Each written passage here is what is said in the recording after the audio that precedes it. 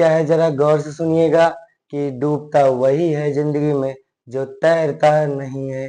कहते हैं कि पानी में गिरने से किसी की मौत नहीं होती, मौत तो उसकी होती है इसको तैरना नहीं आता है। वैसे ही परिस्थितियों से हार मानकर आप हार नहीं मानेंगे, आपको परिस्थितियों से लड़कर डटकर सामना करना पड़ेगा, तब आप जीतेंगे। चलिए आगे है, आज का थॉट ऑफ द डे था ये। अब देखते हैं आज का टॉपिक है रस के बारे में पढ़ते हैं। पहले इसको छोटा कर लेते हैं बच्चों,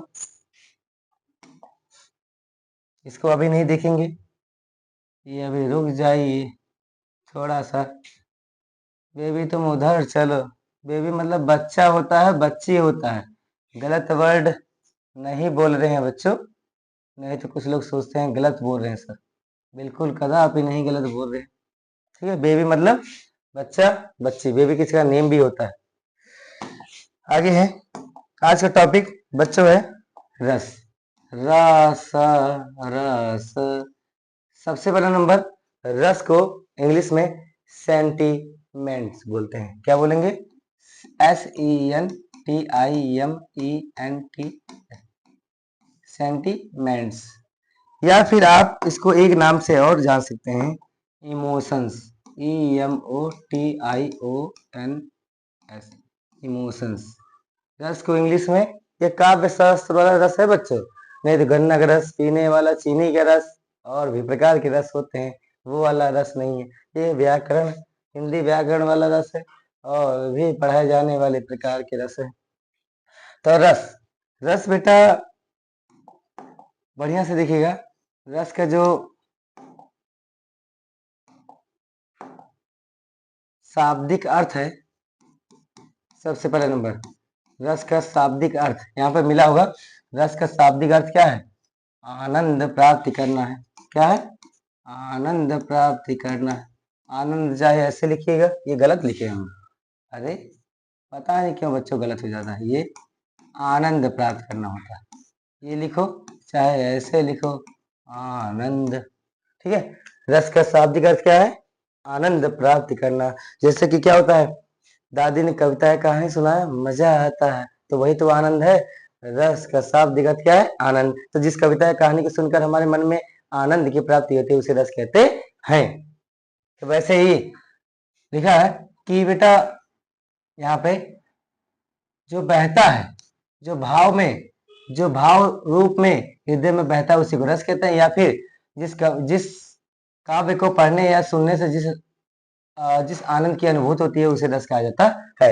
या जिस कविता या कहानी को सुनकर हमारे मन में आनंद की प्राप्ति होती है उसे रस कहते हैं। चलिए अगला टॉपिक है, रस को क्या कहा जाता है? रस को काव्य की आत्मा कहा जाता है।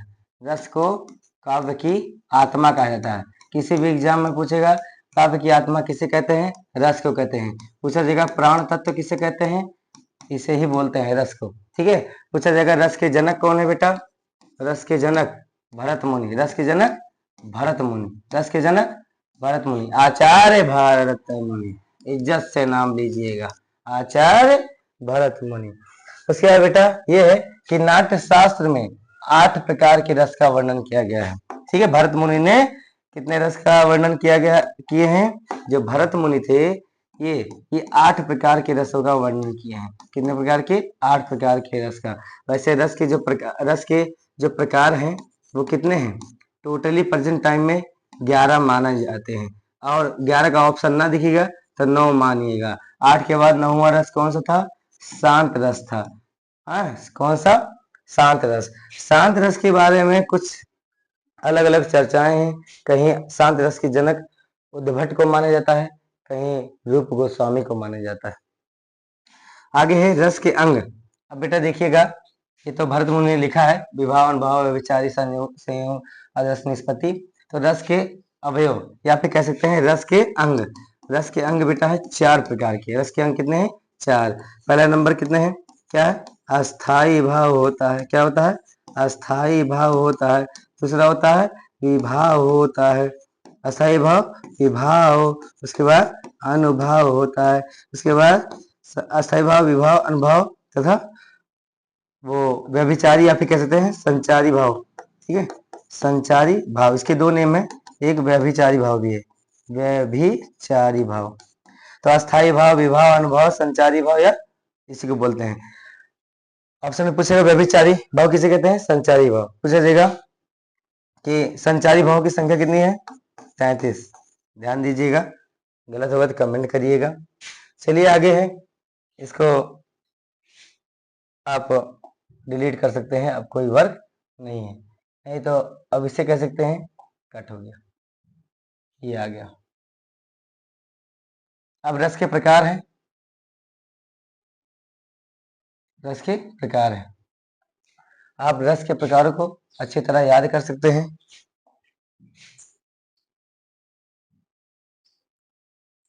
चलिए, दिख रहा होगा रस के प्रकार, रस के प्रकार। अब रस और उसके अस्थाई भाव हैं। रस हो गया और उसके अस्थाई भाव, गलती से हो जाता है कुछ। तो श्रृंगार रस का अस्थाई भाव बेटा क्या है, रति है, हास्य का हास है, रौद्र का क्रोध है, करुण का शोक है, वीर का उत्साह है, अद्भुत का विस्मय है या आश्चर्य है, विवश का जुगुप्सा है या घृणा है, भयानक का भय होता है, शांत का निर्वेद होता है, वात्सल्य का वात्सलता होता है, भक्ति रस का अनुराग होता है। काउंटिंग कर लीजिए, 1 2 3 4 5 6 7 8 9 10 11 हो गया। ठीक है, आधी हिंदी आधी इंग्लिश। अब इसके लिए ट्रिक है आपके लिए कि सबसे मस्त ट्रिक है आपको 9 रस याद करने के लिए। श्री अकबर भवसाहा, श्री अकबर भवसाहा। श्री से श्रृंगार रस हो गया, श्री से श्रृंगार रस हो गया, श्री से श्रृंगार रस हो गया, आज से अद्भुत रस हो गया, क से करुण रस हो गया, प से वीर रस हो गया, रा से रौद्र रस हो गया, भ से भयानक रस हो गया, वाह से विभत्स रस हो गया, सा से शांत रस हो गया, हा से हास रस हो गया। 2 रस आपके और बच रहे हैं, वो आपके और बच रहे हैं। पहला नंबर ये वाला पूछा जाएगा, वात्सल रस किस के नाम पे रखा गया, बाकी तो 9 रस हैं। वात्सल और भक्ति रस ये रखा गया, वात्सल रस सूरदास की वजह से देखा गया। ठीक है, भक्ति रस जो है ये तुलसीदास के अनुसार रखा गया, तुलसीदास जी ने खूब भक्ति की। भक्ति रस, भक्ति का अस्थाई भाव अनुराग, वात्सल रस का वात्सलता, जनक उनके अकॉर्डिंग लिया गया, जनक दूसरे हैं। अब एक परिभाषा अभ्यास कर लीजिए बस, कि श्रृंगार रस का अस्थाई भाव रति है, रति नामक विभाव अनुभव, रति नामक विभाव अनुभव संचारी भाव से जिस रस की निष्पत्ति होती है उसे हास्य रस श्रृंगार रस कहते हैं। वैसे ही हास्य रस का अस्थाई भाव हास है, हास्य नामक विभाव अनुभव संचारी भाव से जिस रस की निष्पत्ति होती है उसे हास्य रस कहते हैं।